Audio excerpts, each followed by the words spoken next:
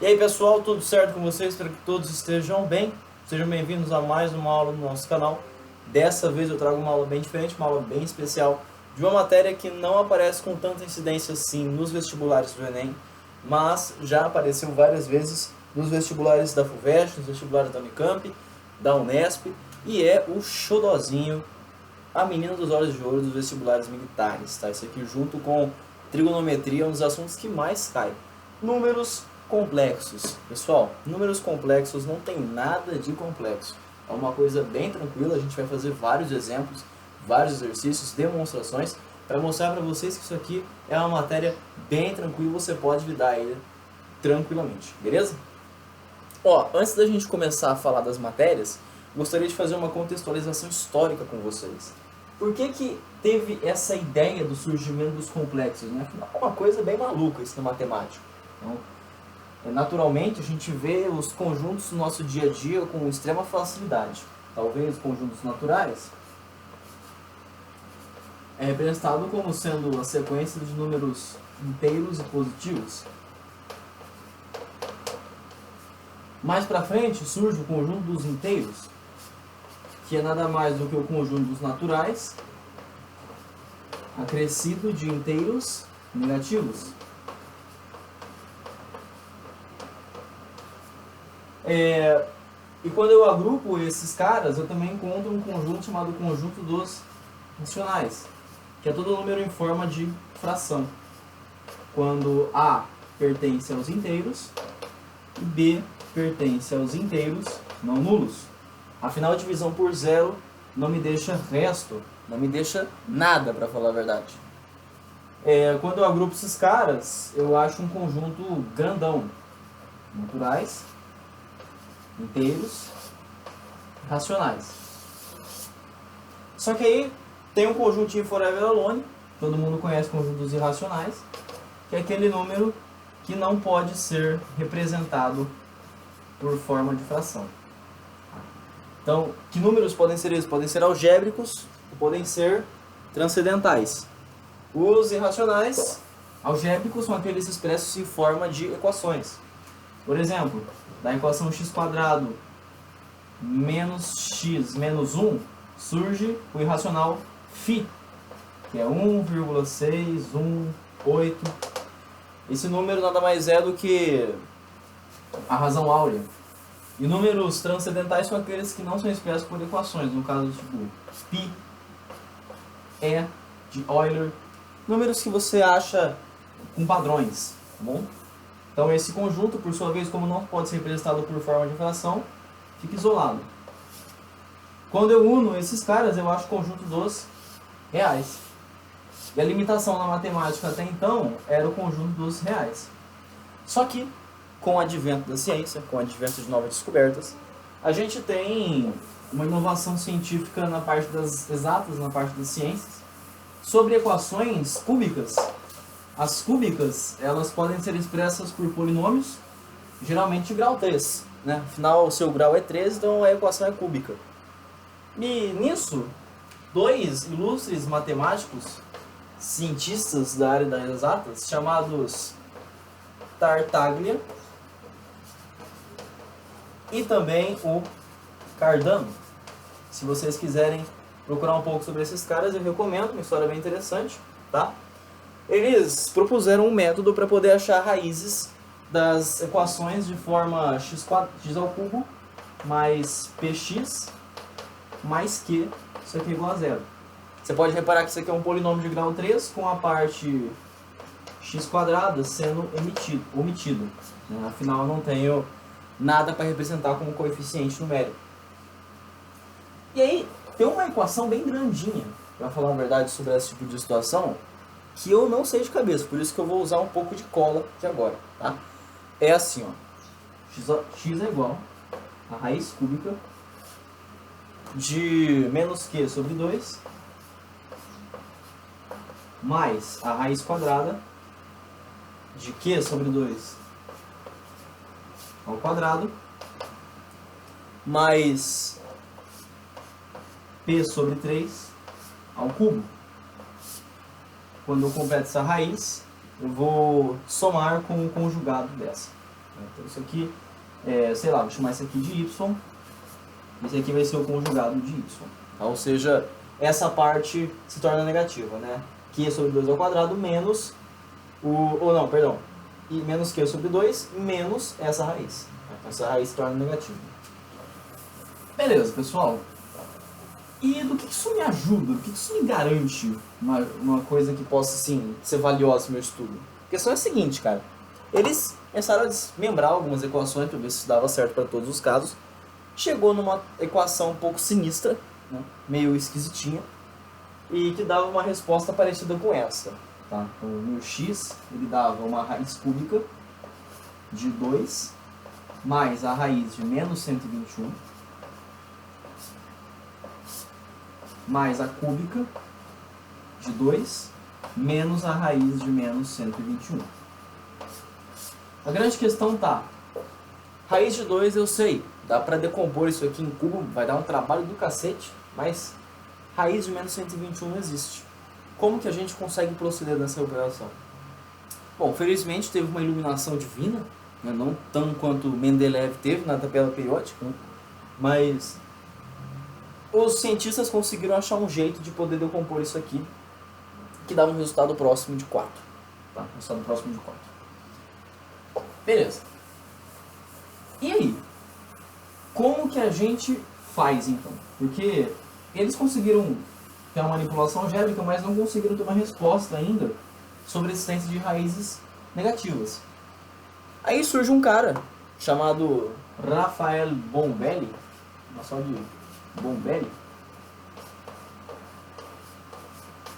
e ele fala que tem que existir números que possam satisfazer esse tipo de equação, x² mais a é igual a zero. Olha só, meu a é termo independente, meu x² é esse, então x² tem que ser igual a menos a. Se eu tiro a raiz de ambos os lados, eu sei que x é mais ou menos a raiz de menos a. Daí, tem que existir um número capaz de satisfazer esse tipo de situação. E para aí também, porque no campo dos reais não consigo achar a solução. Concorda que se eu tiro a raiz quadrada de um número, eu estou admitindo que tanto a parte positiva e negativa desse número vai tender a um valor positivo. Sei lá, menos 2 ao quadrado. Isso aqui é 4, porque é menos 2 vezes menos 2. 3 ao quadrado é 3 vezes 3, 9. Então não existe número capaz de falar 3 vezes menos 3, isso aqui é menos 9. E isso seja quadrado perfeito. Porque um número é o oposto do outro. Beleza.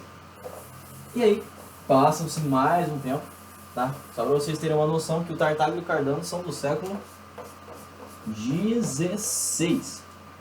Passam-se 2 séculos e um matemático ilustre chamado Leonhard Euler, do século XVIII, na época da Revolução Francesa, né? Ele dá a ideia de um conceito algébrico da unidade imaginária, né? Esse tipo de situação que antes era um problema, uma faceta muito contundente na história da matemática, o Euler vem e fala, olha, eu vou criar uma coisa que pode ajudar.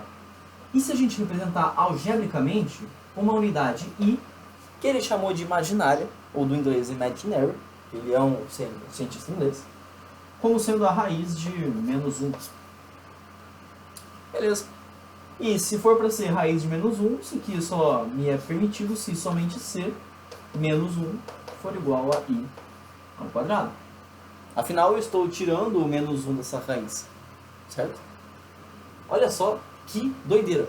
Então veja bem, você tem que levar para sua cabeça quando for estudar números complexos. I é igual a raiz de menos 1, C e somente C, menos 1 for igual a I ao quadrado. Porque se eu elevo o quadrado de ambos os lados, eu tiro essa raiz, né? Ah, professor, mas eu estou multiplicando 3 pelo 3 dá 9, multiplicar menos 1 menos 1 dá 1. Não é verdade. Porque esse menos 1 está elevado a meio. Eu tenho um i elevado a 1. Se eu elevo o i ao quadrado, eu também elevo esse cara ao quadrado. Então o que sai é o que está aqui dentro. Menos 1 é igual a i ao quadrado. Por isso que essa afirmação faz sentido algebricamente. Beleza. Então, o que você tem que levar é isso para o começo de conversa. Unidade imaginária.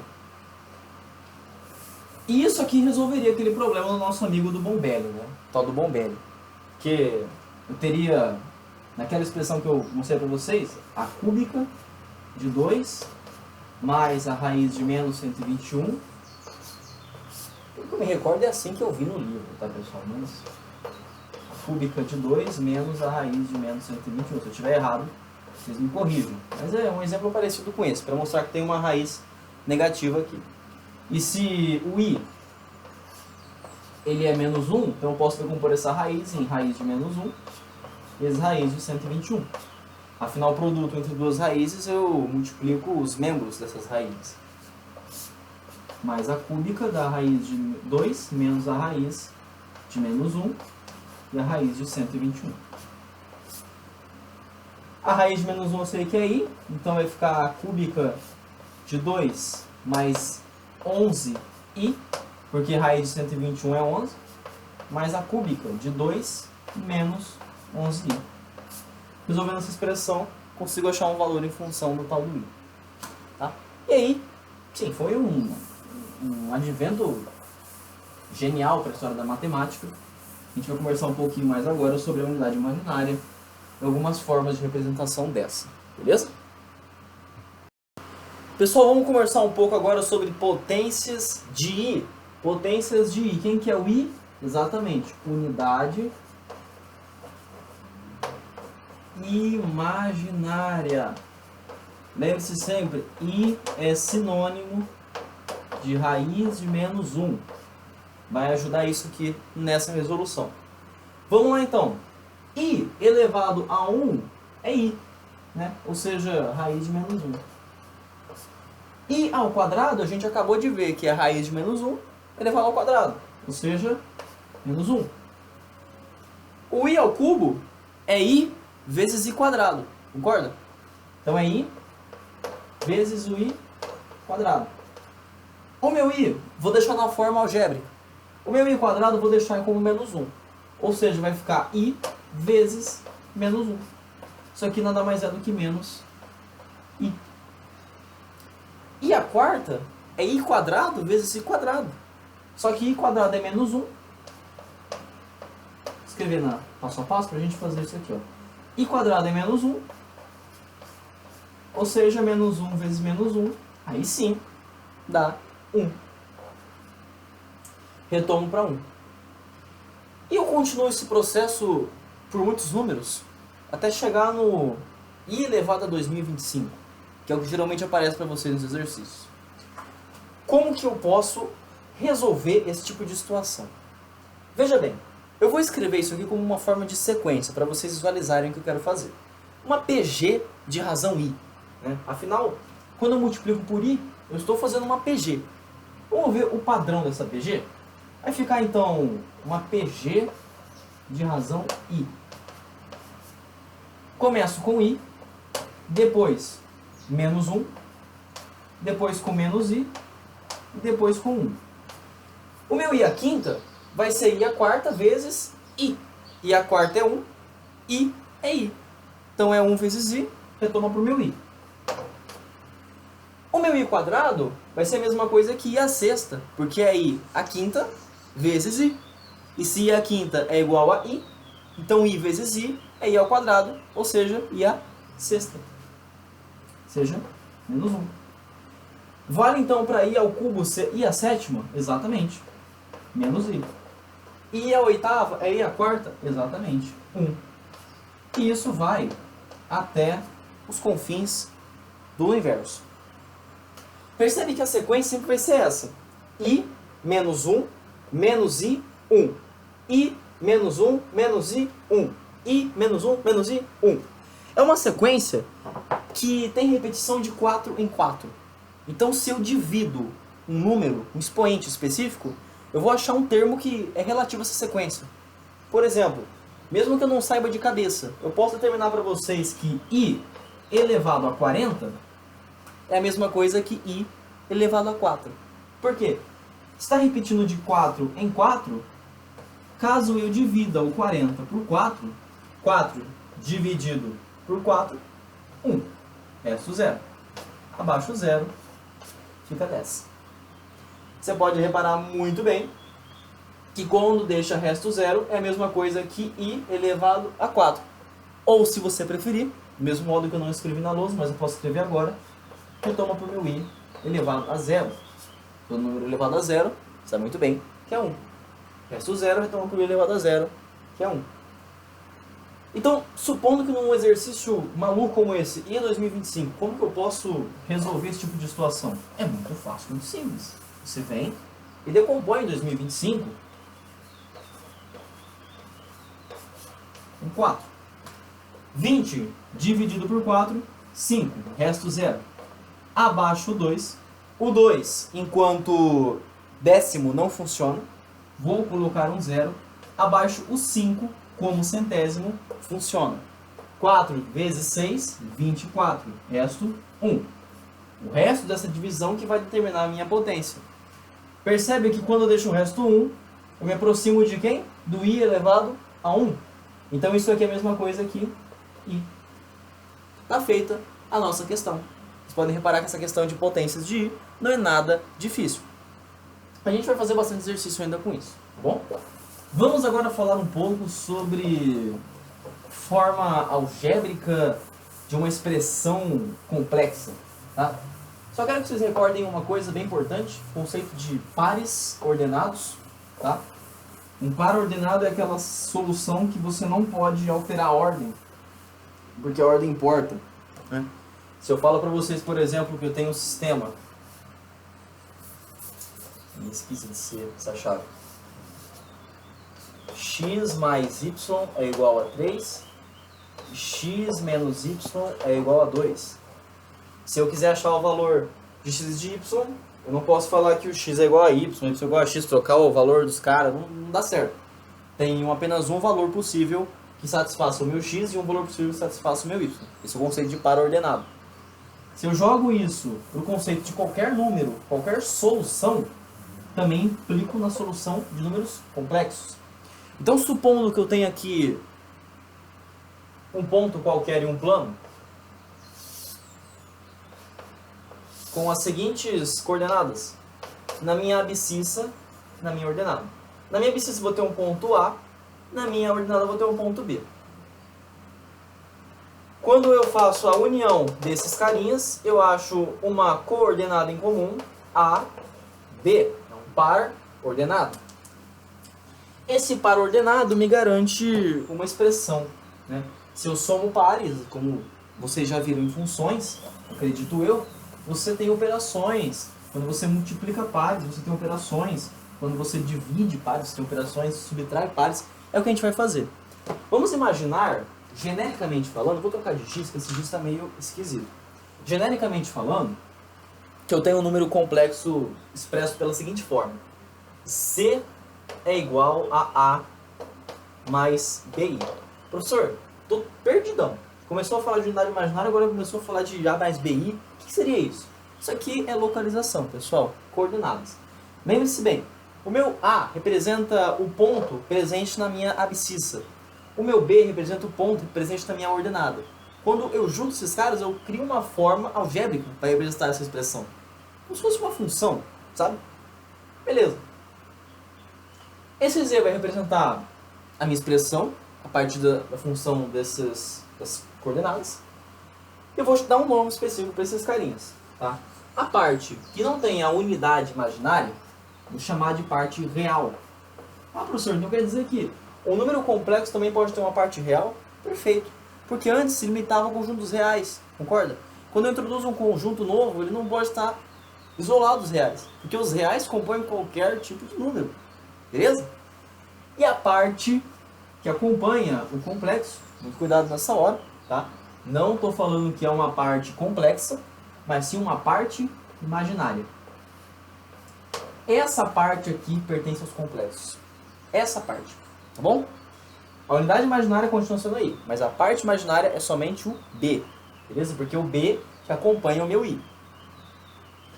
Então, essa é a expressão genérica de um número complexo dessa forma. Professor, dá um exemplo? Com certeza. Vou passar aqui uma forma para vocês visualizarem bem. Eu tenho um ponto 2 no eixo das abscissas e um ponto 3 nas ordenadas. quando eu faço a união desses pontos, eu acho uma coordenada 2, 3. Se eu representar isso aqui de forma a criar uma expressão, eu tenho que z é igual a 2 mais 3i. Só lembrando um detalhe, esse tipo de situação só é válida em um plano que não seja cartesiano convencional. Isso aqui é um plano cartesiano que adota o eixo dos reais. Estou falando que isso aqui vai ter uma parte real em z e uma parte imaginária em z. A esse plano eu vou dar o nome de plano de Argand-Gauss. O Gauss, bem famoso, o Argand ninguém conhece. Gauss é aquele cara lá da PA, a soma dos 100 primeiros termos, beleza? Então eu crio esse tipo de número a partir desse plano convencionalmente utilizado, chamado de Argand-Gauss, beleza? E agora vamos falar um pouco sobre operações envolvendo essa forma algébrica, essa forma representativa de número complexo. Tá? Se eu falo para vocês, por exemplo, que eu tenho outro número complexo W, C mais DI, perceba que o C é real e o DI é imaginário. Eu quero fazer uma operação envolvendo esses caras. Bom, tem 4 operações fundamentais que a gente pode fazer na aritmética: adição, subtração, multiplicação e divisão. Se eu adiciono esses termos, se eu somo esses termos, o que você tem que pensar é o seguinte: trate-se aqui como se fosse aquela equação do primeiro grau que está acostumado a fazer desde pequeno, sem estresse. Por exemplo, se eu somo x mais 3 mais 5 mais 2x, é x com x e 3 com 5, beleza? Sempre assim. Você só vai enxergar a minha variável, vou chamar uma variável algébrica i, e vai somá-la termo a termo. Por exemplo, eu tenho a mais bi, vou somar com c mais di. É real com real, ou seja, a mais c mais bi mais di. Só que bi mais di, se você reparar bem, tem um i em evidência. Então eu posso deixar o i em evidência, somar somente o b mais d. Tá? Isso aqui é uma notação bem formulística. Você não precisa decorar isso aqui. Tá? Você vai fazer o exercício e vai ver que você consegue fazer sem essa coisa. Só queria mostrar para vocês como que se representa. Tá? Mas em tese é bem tranquilo, você não tem nem que se preocupar em decorar isso aqui. Tá? Beleza.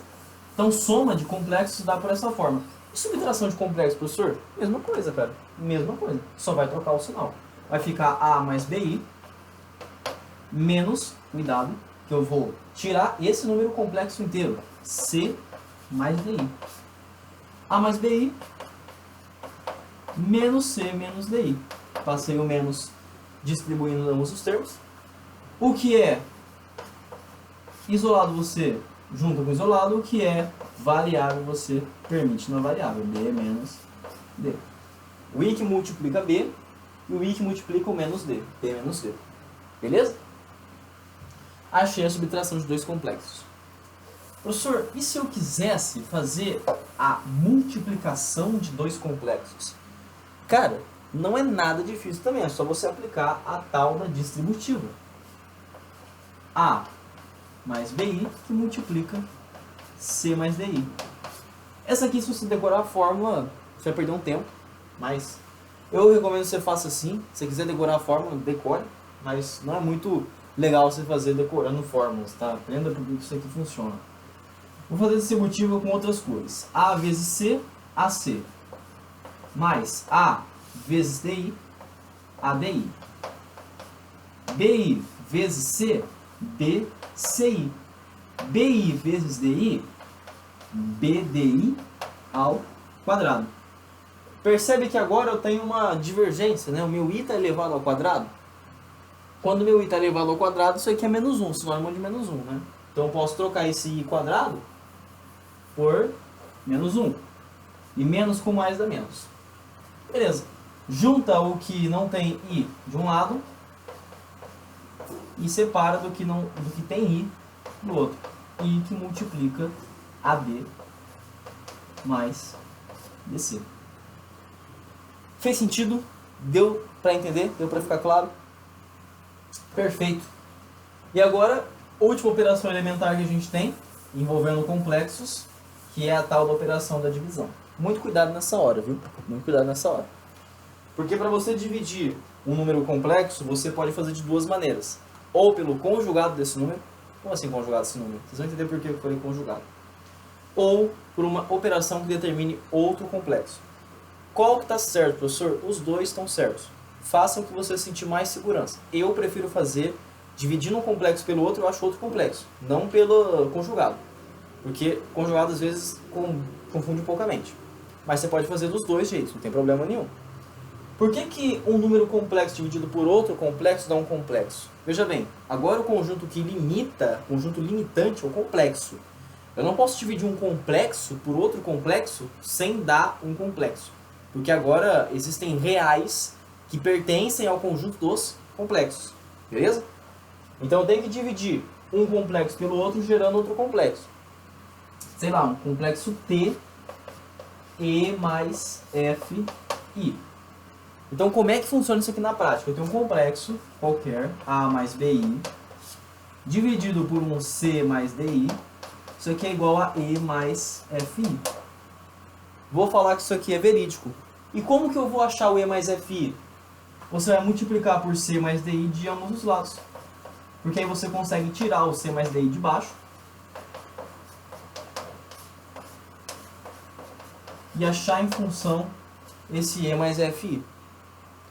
A partir disso, você consegue igualar as partes reais e as partes imaginárias.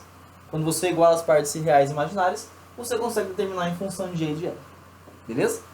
Vou fazer um exemplo para vocês. Eu vou mostrar para vocês que não é muito difícil isso aqui não. Vou falar que eu tenho 2 mais I. 2 mais I dividido por 2 menos I. Como é que faz isso aqui? Vai dar um complexo que eu não sei, chamar de A mais BI. Então se eu multiplico em cima e embaixo por 2 menos I, eu vou ter 2 mais I é igual a A mais BI, que multiplica 2 menos I. 2 mais I é igual a vezes 2, 2A. A vezes menos I, menos AI. BI vezes 2, 2BI.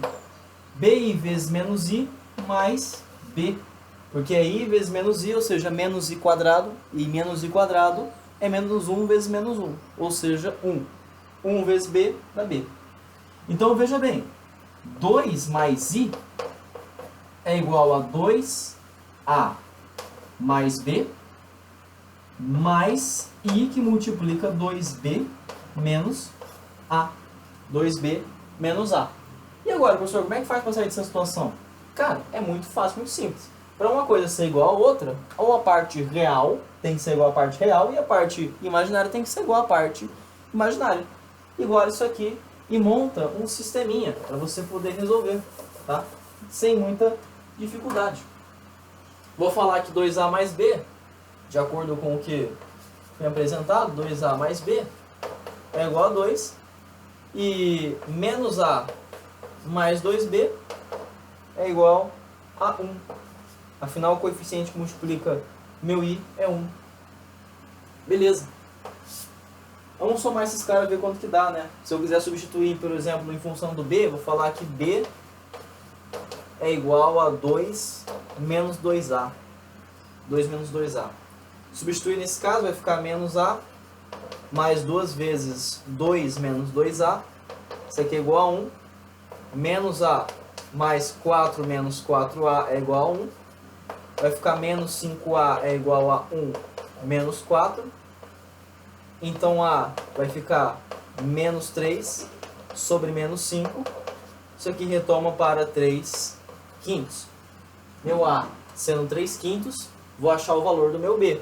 B é 2 vezes, ou 2 menos 2 vezes A, ou seja, 2 menos 2 vezes 3 quintos. 2 menos 6 quintos, ou seja, 10 menos 6, 4 quintos. 4 quintos.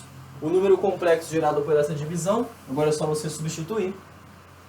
3 quintos mais 4 quintos I.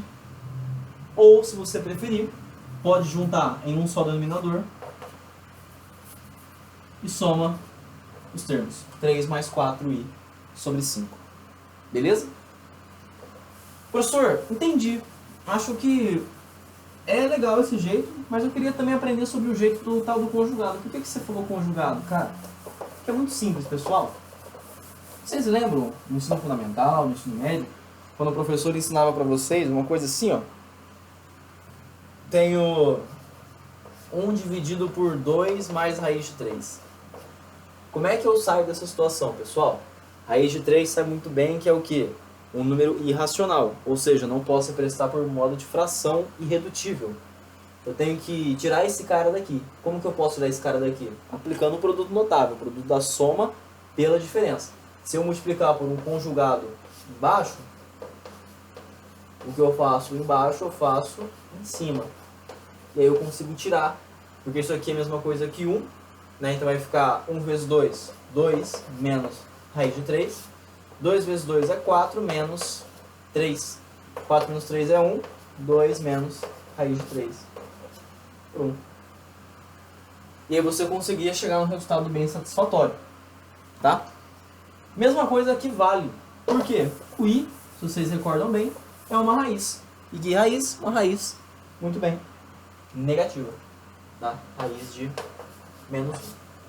Raiz de menos 1. Então, vamos sair daqui por racionalização, porque também pode. Vou racionalizar então essa expressão. 2 mais i sobre 2 menos i. 2 mais i sobre 2 menos i. Se eu multiplico em cima e embaixo por 2 mais i, eu consigo racionalizar. 2 mais i ao quadrado é o quadrado do primeiro, mais 2 vezes o primeiro pelo segundo, mais o quadrado do segundo, só que o quadrado de i é i quadrado, que é menos 1, né? 2 menos i vezes 2 mais i é 4, menos i com i dá menos i quadrado, e menos i quadrado é 1. 4 menos 1, 3, mais 4i, 4 mais 1, 5. Você pode chegar tanto nessa forma quanto nessa que a gente fez. Tá? Eu, por segurança, faço do jeito que eu assumo que existe um novo complexo. Se você quiser fazer assim, faz também. Cuidado com as confusões. Tá bom? E o básico de números complexos acaba por hoje.